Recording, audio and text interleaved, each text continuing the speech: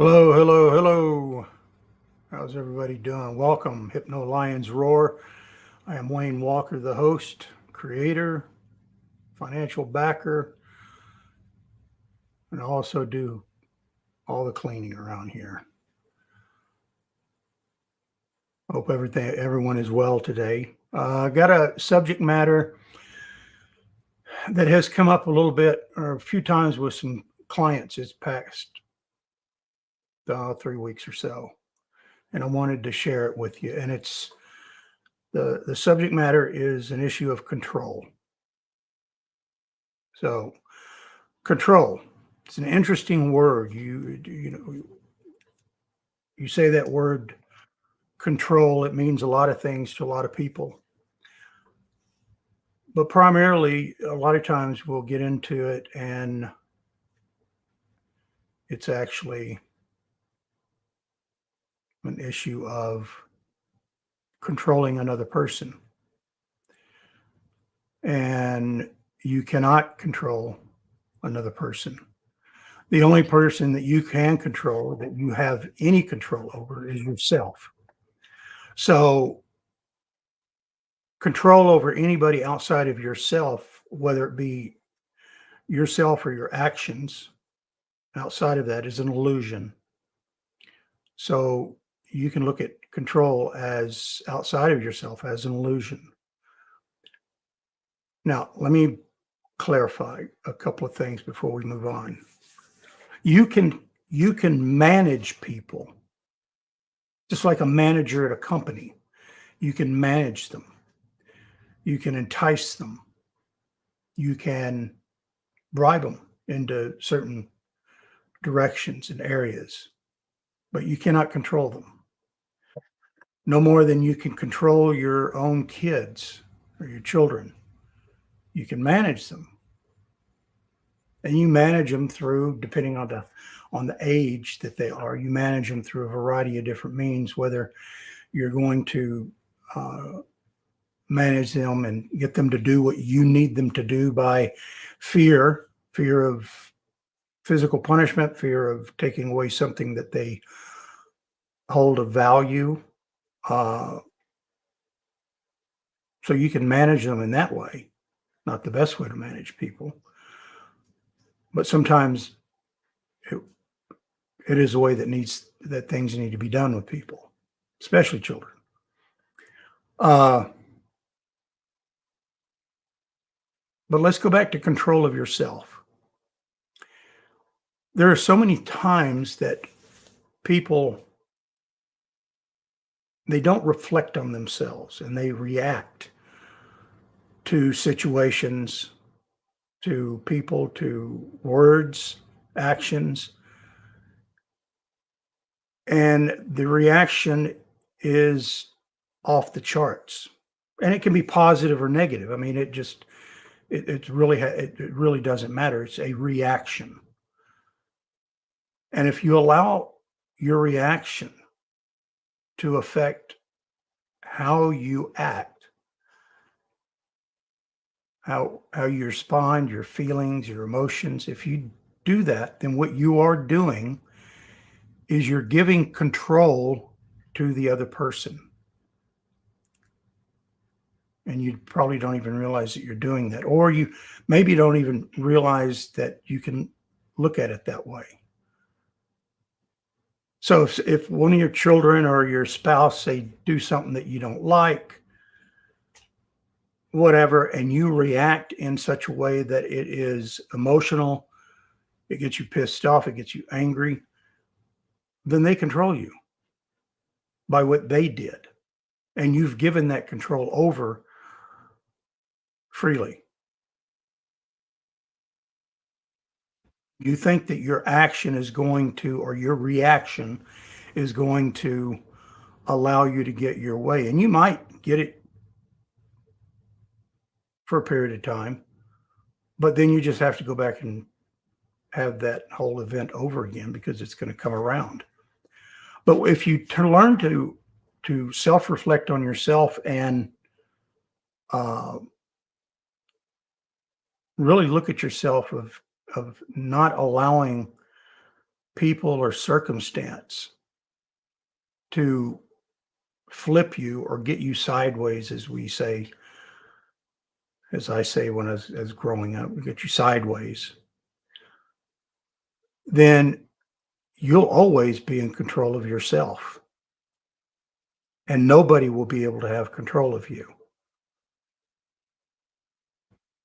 And that in of itself is a tremendous amount of power.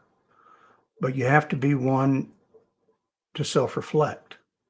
Now, let's say you self-reflect, and because of your history of what you've grown up in and which is a part of who you are, there may be programming in your subconscious mind that prevents you from doing that.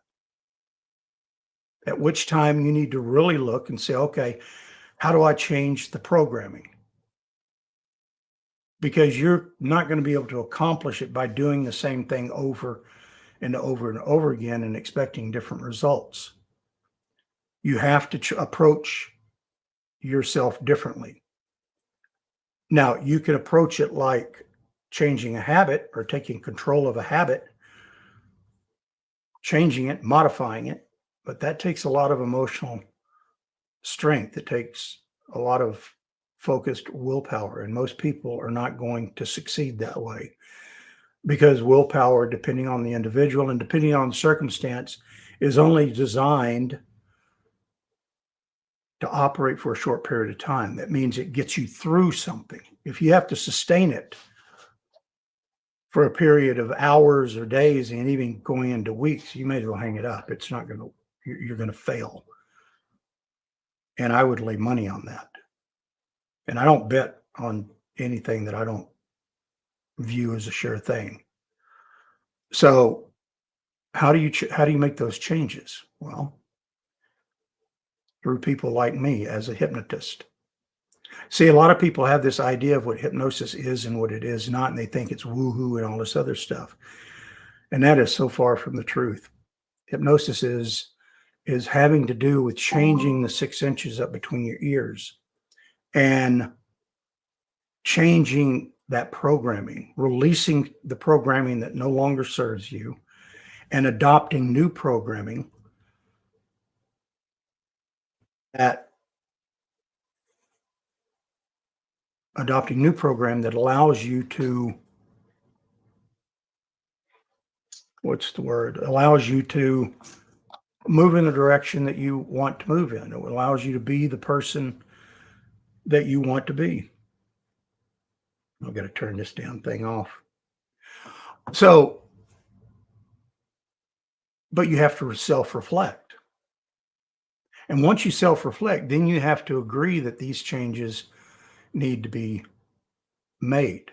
And sometimes you won't even know what the changes are until you actually meet with a person like me. And even then, you may not be sitting in front of the right person like me. But everything can be changed. Everything can be, you can grow past anything. Because see, I'm only really, my relationship with a client is to lead them into hypnosis. I'm the moderator. I am the conductor to a person's instrument. I don't control. I don't have control of their instrument. Don't want control of their instrument. I'm just going to lead them or moderate through the process to lead them into that state of hypnosis. And then through my guidance, and many times not even knowing the issues, we can make changes. But the ultimate person that's going to be in charge of that is you. So really, hypnosis in of itself is the ultimate control that you have over yourself, because you have to allow it to happen. As soon as you say, I'm not going to allow this to happen, then there's nothing that me or any other hypnotist is going to be able to do with you, do anything with you, for the most part. For the most part. So that word control gets a lot of people in trouble. It causes issues for people And that's why a lot of times we become our own worst enemy, because we're spending so much effort and emotional work into trying to control out those things outside of us for which we have no control. So why even try? Put it in perspective and say, I control me. Now I can manage that. And sometimes you have to let things marinate for a little bit, leave it alone, watch, listen. And more times than not, things will tend to work out themselves. But what it also does, it allows you to settle down and reflect on circumstance, on yourself, and get past. It's like what does the Bible say? It says, slow to anger, time. Take time. Don't don't jump right in and react to something. It's like your kids. They do things sometimes at all ages that get us. They can get us wound up tight, and we want to react to that. When many times your kids, they're doing stuff, they don't even know why they're doing it. And if they don't understand why they're doing it, whatever it is, then how can you get upset with that? Or how can a person get upset with that? Or your wife does something what she perceives as benign, but it is not what you wanted done or whatever. And again, you go sideways, allowing that circumstance to control you. See how these things kind of like snowball, but it always comes back to you, to me, individually.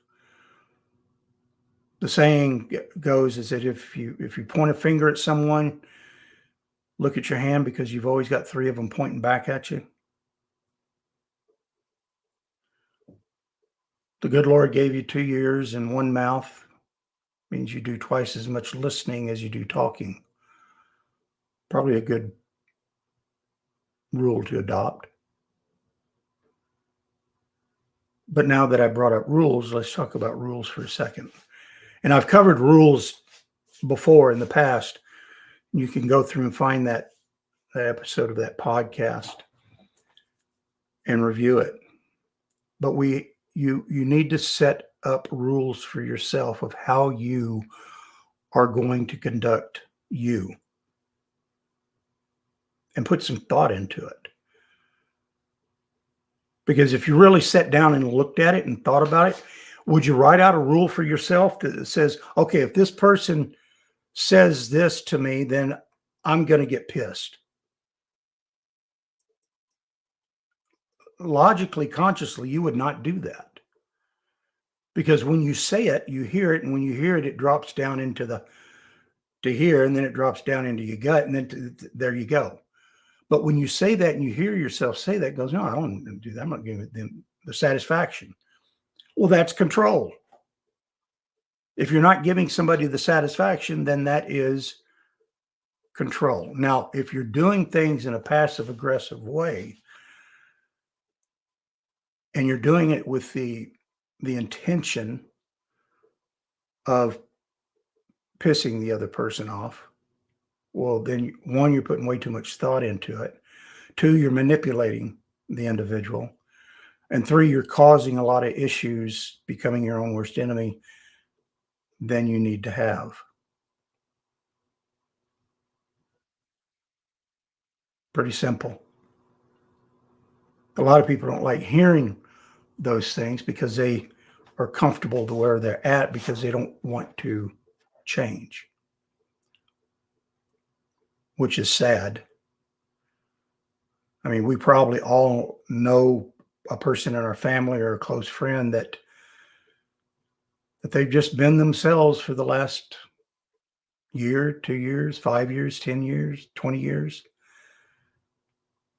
They're consistent at being miserable. There's no growth. There's no movement forward. They typically live in the past. They're always looking behind them to the past. Our necks are really designed to look left and right, or my other left, my other right. It's not designed to look in the back. You physically really have to want to look behind you to turn and look behind you. Now, there's times that you may want to do that, but more times than not, look forward, because that's where you have control of. Past, you have no control. You can't change it. You can hop up and down and scream about it and whine about it and say, if only, and I wish I did, and if not, and all that, but it's past is still the past. You go forward, you grow. But be better tomorrow than you are today. Be better today than you were yesterday. And if you adopt that way of thinking, of looking at yourself, then you can't help but grow. You'll always grow.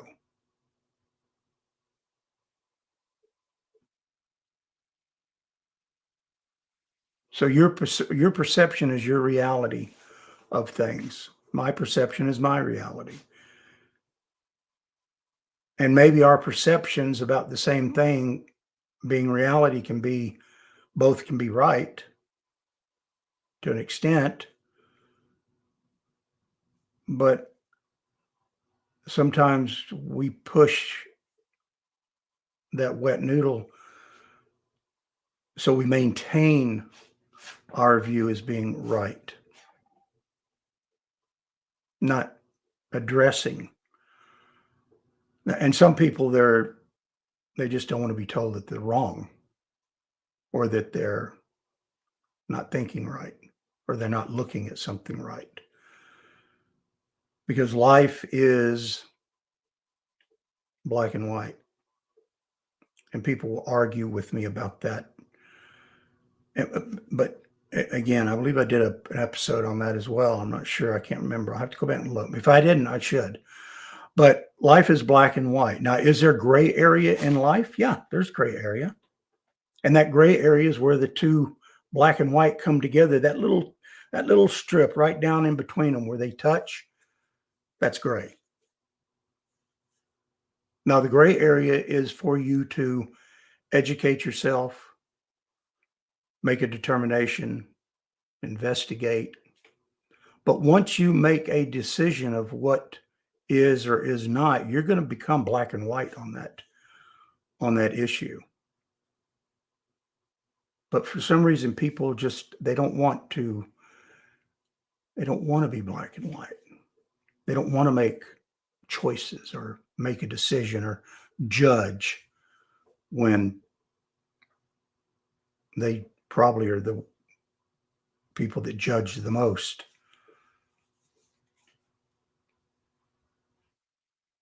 Again, I go back to the Bible, as the Bible says be ye hot or be ye cold. But if ye are lukewarm, I will spew you, or actually vomit you from my mouth.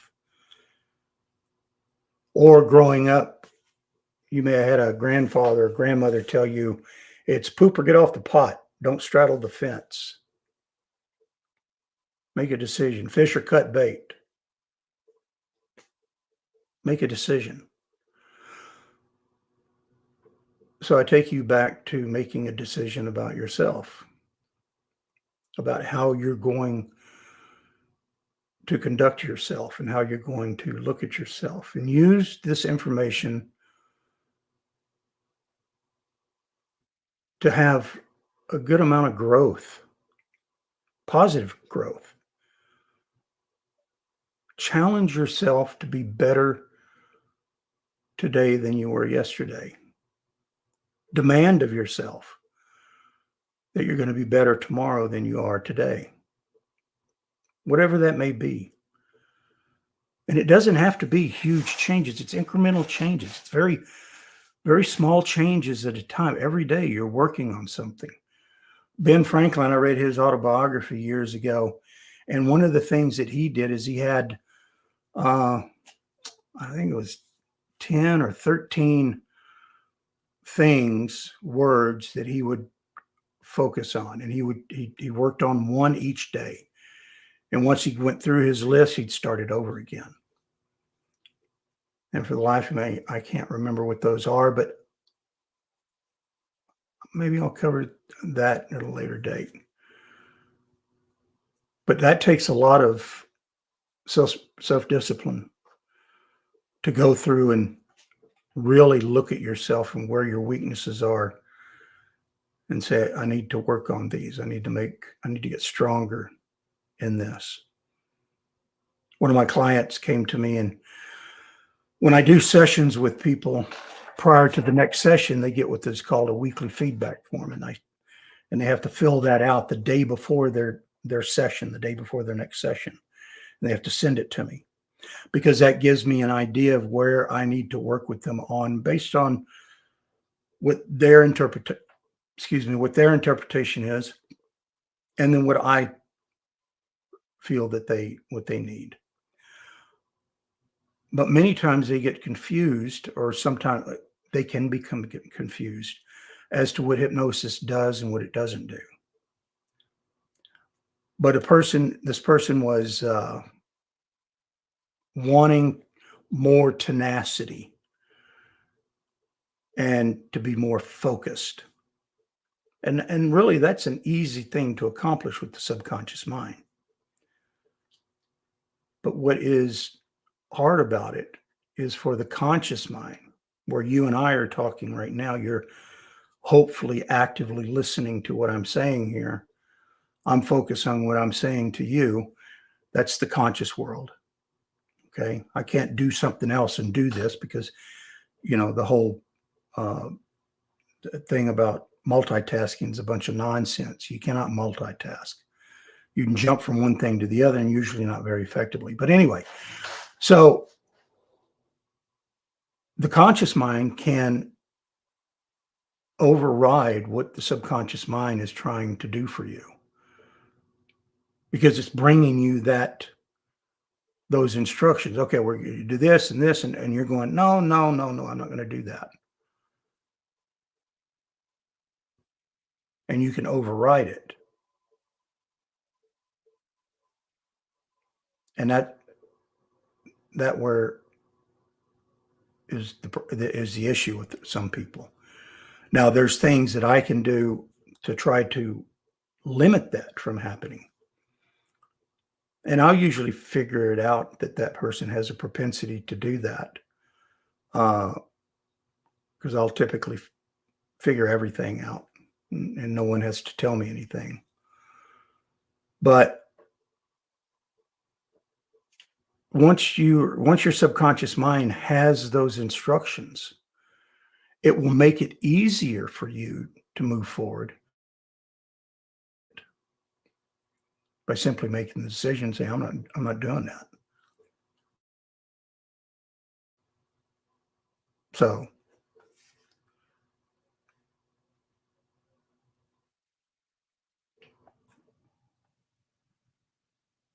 there's a term that I use that my wife has adopted it now, is that you can't push a wet noodle.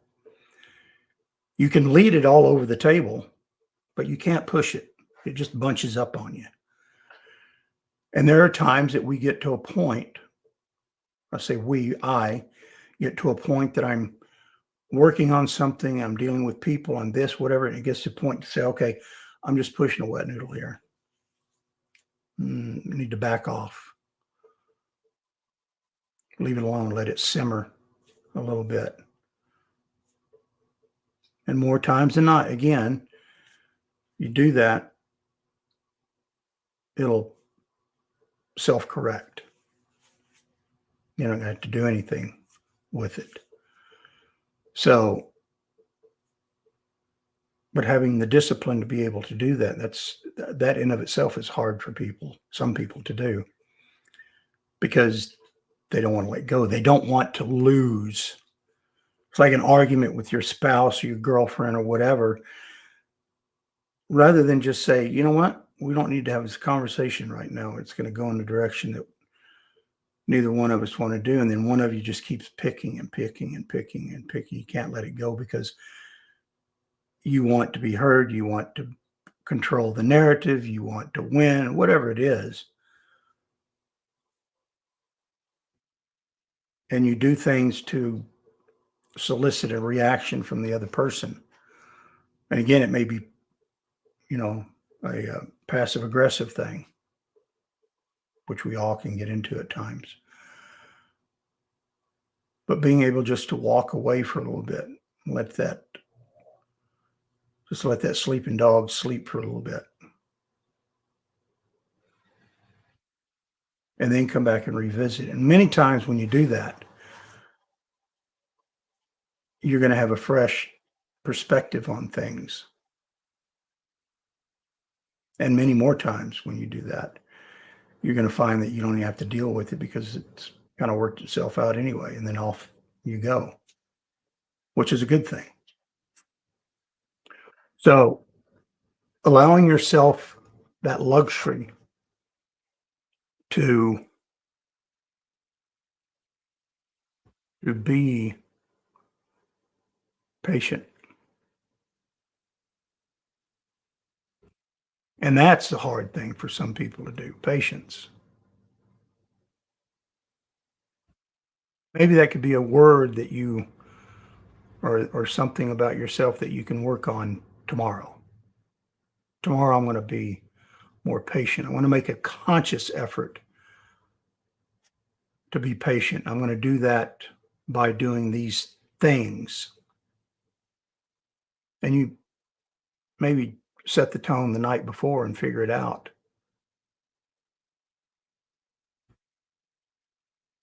Some people will say, well, that's a lot of effort to do that. And I go, yeah, if you wasn't screwed up to begin with, you wouldn't have to put it in.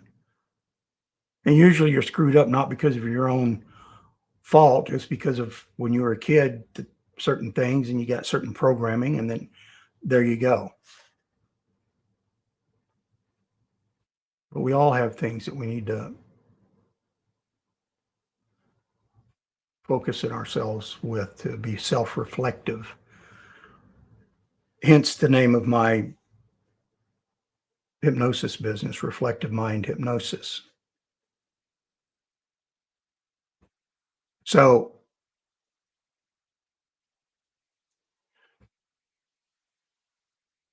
taking your time, kind of reflect on what control means to you and learn to focus that word on yourself and nobody else.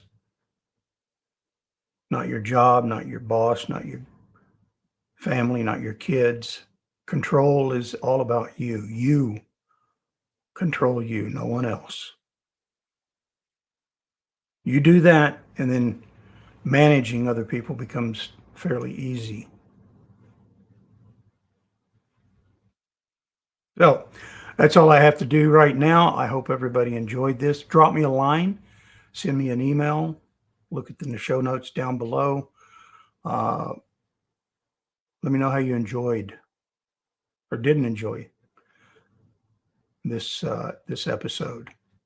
I hope I bring something of value to the people that take the time and watch this, because that's what I'm trying to do.